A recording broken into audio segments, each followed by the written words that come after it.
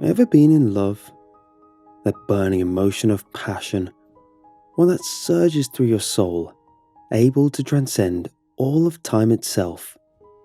That feeling you think can last forever, only to be shut down by the harsh fist of reality. The shattering dread that fills you for months, years after it ends, be it due to trauma, distance, or death. What if you could make a single moment of bliss last forever? To be united with your soulmate for the rest of eternity. Would you take that chance? Or would you let it slip through your fingers like I did? I was given the chance of forever, but now I'm doomed to live out my days, eventually die, and be washed away by the marching passage of time, while she is one with the bleeding tree, flesh stripped from her bones as she's nurturing the ever-growing forest, suffering until the end of days. It was our 7-year anniversary, and I'd promised Jen the perfect date. As we were both avid hikers, I figured a getaway picnic in a secluded spot, miles away from any other sentient being, would be ideal. Together, we travelled on every trail, camped in every forest, and climbed each mountain within a 100-mile radius, which of course made it difficult to find a new, romantic spot anywhere nearby. But after asking around on different forums and getting advice from some of our travelling buddies, I finally learned about a place only a 3-hour drive away from our city, a decently desolated forest named Moorswood, which had very few trails. A hidden wonder of nature, which was exactly what we needed. One afternoon, a couple of days before our anniversary, I drove out myself to scout the area. I had taken the day off work without telling Jen to set off on my secret mission. I walked through the forest, marking trees with orange cloth as I made my way, hoping I'd randomly stumble upon a body of water, maybe a clearing to set up a blanket and enjoy the sun. The forest ran wild with life, birds emerging from each tree as I walked past, curious to the new creature that had invaded their home, walking around on 2 legs with no wings. Through the trees, I could see a clearing in the forest, separated by a thick wall of thorny bushes. No sign of anyone ever wandering through. So, I lay down on my knees and crawled my way through, cutting myself on the thorns in the process, but it was worth it. On the other side, I found a clear, open space, only decorated by a lake and a single tree on the other side, standing tall with branches spreading out so thick it provided a perfect parasol of cover against the midday sun. It was perfect. After a quick survey of the area, I decided to dig a small hole under the tree, digging down a casket containing a bottle of wine alongside any non-perishable food. The picnic would be a surprise, and its end would bring out the true anniversary gift: an engagement ring. Nothing too impressive, just a silver band with a half-carat diamond. Still, something I had been saving up towards for the better part of a year, being in our late 20s and all, young but determined, ready for the commitment. The next 2 days passed at a snail's pace, waiting for the day to arrive. Waking up at the break of dawn. We had a system where we each had our turn at arranging our anniversary date, and this year, it was my chance to impress. Last date, she'd taken me for a weekend trip up a mountain, and now I aimed to make it a day to remember for the rest of our lives. We drove the almost 200 miles away from our city towards Moorswood, before quickly making our way through the dense forest. It was the peak time for birds' mating calls, joyfully greeting us as we wandered through enjoying the sun rising above the tree line. Deers had just started walking up, jumping curiously through the trees to inspect their new guest. Admittedly, I got a tad lost on the way, with a few of the cloth pieces having fallen off the trees. I was in the lead, trying to guide, and didn't want to admit my inadequacy. Walking a few yards ahead, I stumbled upon a dead deer in our path. It was bizarre. Half buried in the ground, half the flesh torn from its body. No smell, so it couldn't have been there for very long. Yet it seemed so rotten. Before Jen could see it, I admitted that we'd gone off the path, and as soon as she realized we were off track, we just retraced our steps and quickly found our way again. Somewhere around 10, we found the thick wall of bushes and crawled through. I'd created a decently sized hole during my previous visit, ensuring that Jen wouldn't get hurt on the thorns. A nasty cut would be a huge turn-off for any date. There it was, the perfect spot, even more delightfully idyllic in the glimmering morning light, reflecting on the dewdrops covering the leaves. "So, what do you think?" I asked. "Oh, wow, it's unbelievable. How did you find this place?" "Trade secret. I would tell you, but then I'd have to kill you," I joked. "I'm sure I can find a way to extract that information later," she said as she winked at me. We'd brought a picnic basket with bread, spreads, and a freshly made salad. Nothing too fancy. But Jen still didn't know about the hidden stash I'd put away under the tree. "Hey, what's this?" Jen said as she pointed to a heart-shaped red balloon stuck under one of the tree branches.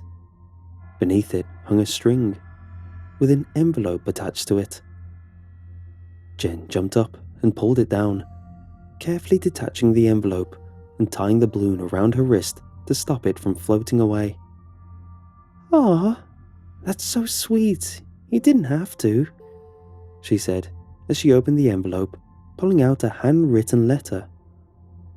"Jen, I didn't," I tried to explain, but she had already started reading. She quickly realized I had nothing to do with the letter when her face turned from joy to disappointment. But she shook away a frown and returned to her gleeful self.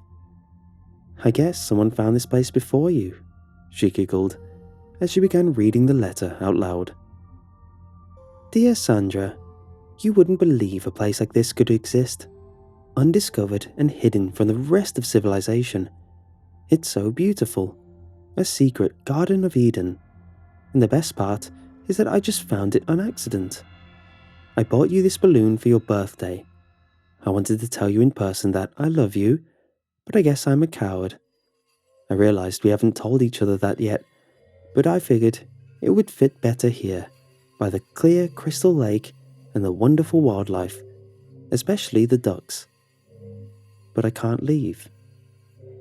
There'll be excellent food for the bleeding tree. I know how much you like ducks, but when I found this place, the tree was dying, and it wasn't strong enough to consume me. But if I feed it the ducks, the rabbits, whatever other wildlife inhabits this area, I can finally merge with it and become one with the forest.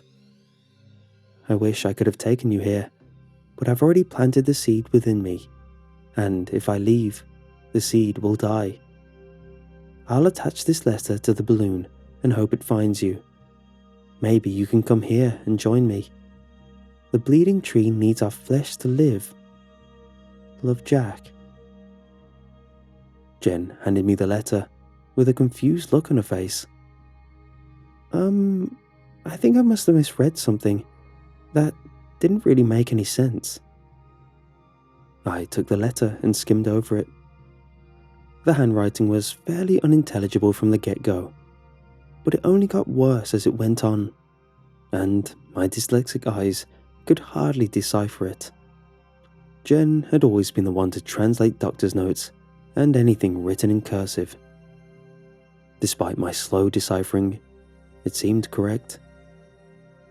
The bleeding tree needs our flesh to live. That's unsettling. Have you ever heard about the bleeding tree? I asked. Our town had quite a few legends, urban tales, and various myths, but nothing like this. Jen shook her head, still looking confused and mildly worried. It's probably a prank, right? She asked. Yeah, it has to be. What else? I said, before pointing to the balloon. And these helium balloons deflate after like a day, right? So someone had to have put it there recently. Sure, but why? She had a point. In the most secluded forest in our area, a place that seemed untouched by mankind, why would anyone plant a balloon with a fake note? Unless they followed me. And even then, who would wander for hours just to prank someone? How about we just eat? I asked. I'm sure the balloon got caught in the wind or something, then somehow ended up stuck under this tree. Probably wasn't even meant for us, right? She nodded, and we decided to prepare our picnic date. We started with the sandwiches and salad, and I decided to keep the wine a secret until the end of the date, where I'd pour a glass at sunset and propose with a ring, before we fell asleep under the stars.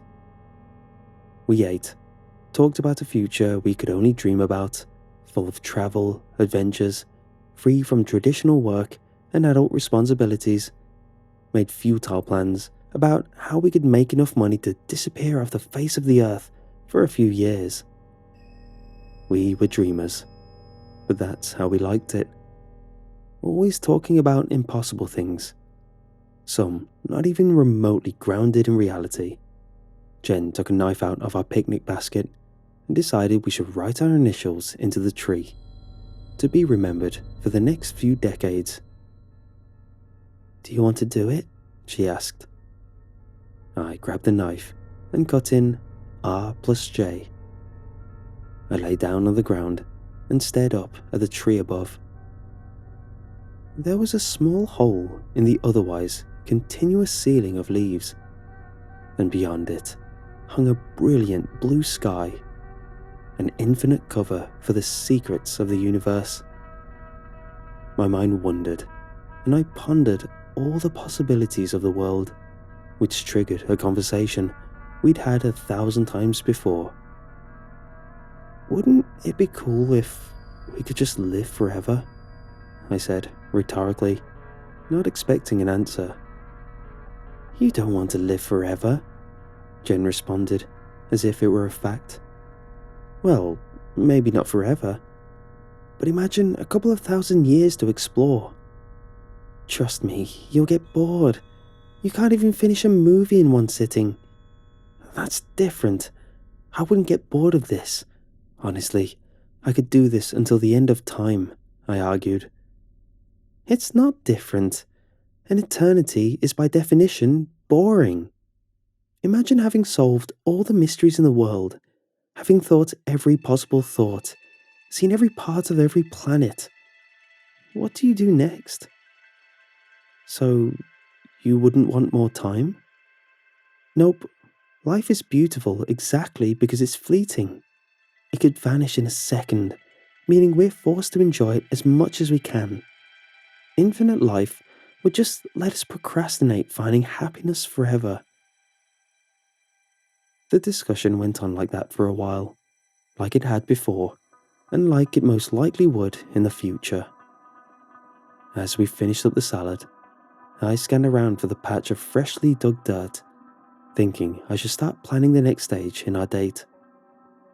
To my surprise, there were no disturbed parts of the ground. Everything had been grown over, seemingly untouched. I'd lost my secret hiding spot, and panic started to rise in my blood. "You alright? You look a bit worried," Jen asked. "Yeah, I'm going to go for a little walk, digest all the food and all. Want to come with?" "Nah, I think I'll just lie here and write," she responded. Jen pulled out her journal and started writing about her day. She always preferred to relax after a meal, but I had to think, and thought that maybe I could remember where I put the stash if I walked around the area, but I needed to be subtle. It was an oddly quiet afternoon, and though the sun stood high up in the sky, it was almost cold. That, in addition to the lack of animals surrounding the lake, felt wrong. I pulled out the letter again and read over the part about the lake being filled with ducks and about animals that surrounded it. Animals that would feed the bleeding tree. Then I saw something that contrasted starkly with the clear water and the smooth rocks beneath it, shattering the monotonous glimmer. Something white, long sticks littering the lake floor. They were bones. From what I could tell, they mostly seemed like birds' rib cages, maybe some foxes or other small animals, but a few larger, too large to come from any animal that lived in the forest. I took off my shoes to wade in the shallow water, picking up the largest one. A femur, based on what I could tell, almost looked like it belonged to a human being. "Oh my God!" I heard Jen yell from the tree. I ran over, not understanding what she was yelling about, until I stepped in something wet just next to the tree. I looked down at my feet to see a crimson liquid seeping up between my toes. "What the hell?" I said, realizing all too late I was standing in a pool of blood. There," she stuttered as she pointed at the tree we'd had our picnic beneath. A pool of dirty blood had gathered around the tree in my absence. The bark where we'd etched in our names had fallen off, and blood emerged from the hole. It was bleeding profusely, bright red liquid flowing out from the tree and mixing with the mud below. "What the hell? Is the tree—" I trailed off. "It can't be blood. It has to be something else." Jen picked up a long stick and started prodding the bleeding hole. "Jen, don't. That's disgusting," I said, but she'd already shoved the stick deeper into it. The entire tree twitched in reaction, as if filled with muscles, all contracting, trying to avoid the pain of being cut. Jen stepped back in shock, but quickly prodded the tree again to confirm we hadn't just gone crazy. Her second prod caused a larger chunk of bark to fall off the tree, revealing pulsating, red flesh beneath it. "Let's get out of—" I tried to say, but was interrupted by the tree starting to violently shake, pulling up flesh-covered roots from the dirt, causing the ground beneath us to shatter into pieces. Within a second, a large cap formed under our feet, causing us to crash into a pitch-black hole below. As we tumbled, we reached out our hands for each other, but with no control, we could only hope to soften the blow. But instead of landing safely, I hit my head on a rock sticking out from the wall. Then I passed out. Once I finally awoke again, it felt like hours had passed. It had turned pitch black in the time I was out, and the only thing letting me know that I hadn't died was the sound of Jen moaning somewhere next to me. I fumbled around for my phone. It had fallen out of my pocket and landed in another pool of blood. I checked myself to see if I was the one bleeding, but apart from what must have been a mild concussion, I was unscathed. The phone still worked, and even without any service, it still functioned as a weak flashlight. I dimly lit up the surrounding cave and revealed a ceiling of dirt and meat above me. It wasn't night. There simply wasn't a sky to light up anything. Jen lay up against the wall, passed out from the fall. I shined my light at her and almost dropped my phone in shock. She'd been gutted by a sharp root sticking out from the ground, perforating straight through her abdomen. "Jen, please wake up," I cried as I gently shook her, careful not to worsen her injury. She slowly opened her eyes and yelped in pain. What happened?" she asked. "Just lie still, Jen. We fell into the ground. You're hurt." She moved her arms and quickly realized there was a branch sticking out from her belly. "Oh my God, get it out. Please, get it out," she cried as she tried pulling at the root. It twitched violently in response, putting Jen into further agony. "Jen, you gotta keep still, please. If you move, you'll only make it worse." "But it hurts. It hurts so much," she groaned. I know, but please don't. I'm going to find help. We're going to get you out of here. I promise. Just stay still." She grabbed my hands as I tried to stand up. "Wait, don't leave. I don't want to be alone. I'm not leaving you. I just need to look for a way out." I swung the flashlight around the cave, checking for any hole in the ceiling, any possible way we could have fallen in. But the only way seemed to extend deeper into the ground, a small tunnel digging further into the darkness. The entire ground felt muddy, in a mixture between dirt, blood, and the occasional fleshy root sticking up, wriggling around as it looked for us. Each root bled, adding to the pool that slowly filled the cave. "Jen, there's no way to climb out of here. I have to check out the tunnel," I said. "No, stay. It's not so bad. It's nice. Stay together," she mumbled, drifting in and out of consciousness, delirious from blood loss. "I'm sorry, Jen. I have to find help," I said, kissing her on the forehead one last time. I lay down and started to slowly wriggle my way through the dark tunnel. For each inch I moved, I felt another root reach out, trying to grab me.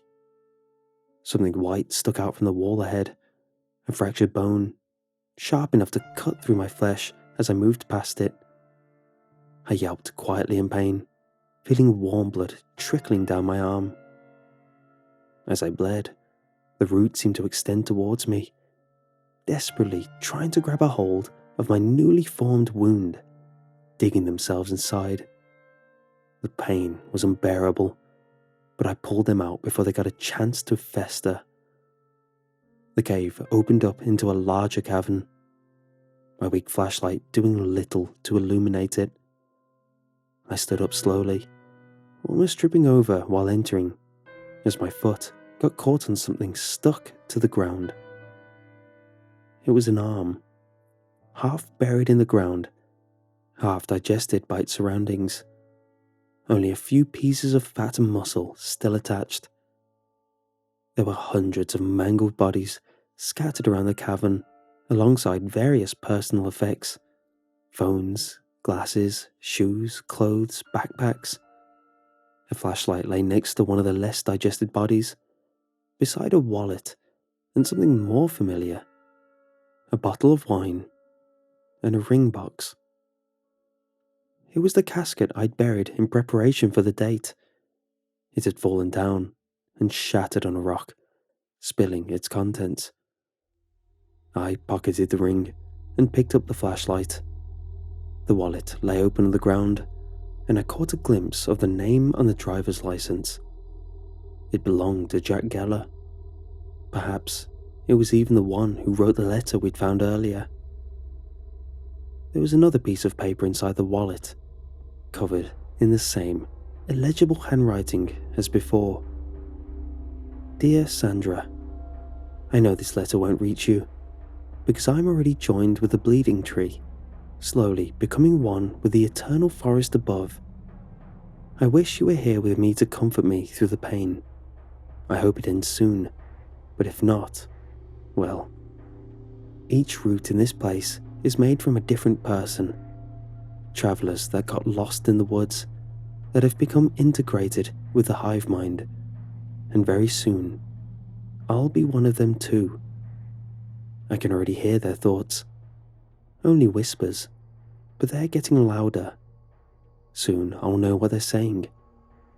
Even now, as I write. Oh God, no. This isn't what I wanted. Please no, don't. I'm sorry, I'm sorry, I'm sorry, I'm sorry. His letter ended abruptly with scribbles making no sense. I checked around. Among his other possessions, I found a knife and a small shovel. Then it dawned on me that he hadn't fallen into a trap like we had, but instead, he'd actively dug his way down, looking for a route to join him with the tree. If he could get in, then maybe we could get out. I grabbed his belongings and started crawling back, once more cutting myself on the bone, unable to avoid it. I didn't care about the wounds. I was determined to get Jen out of there, to bring her back safely, even if it killed me. Jen had awoken by the time I returned, but the root had grown in size, wrapping around, splitting up into smaller tendrils that actively dug into her chest, even bulging through her skin. I bent down, ready to cut away the fleshy roots, but she grabbed my hand before I could start. She stared into my eyes, pleading for me to stop what I was about to do. Jen, come on. I know it'll hurt, but I have to cut you loose, I said, tears welling up in my eyes. She just looked back at me, and I could see the pain she was suffering from. I pulled out the little box I'd hidden in my pocket and opened it, revealing the ring.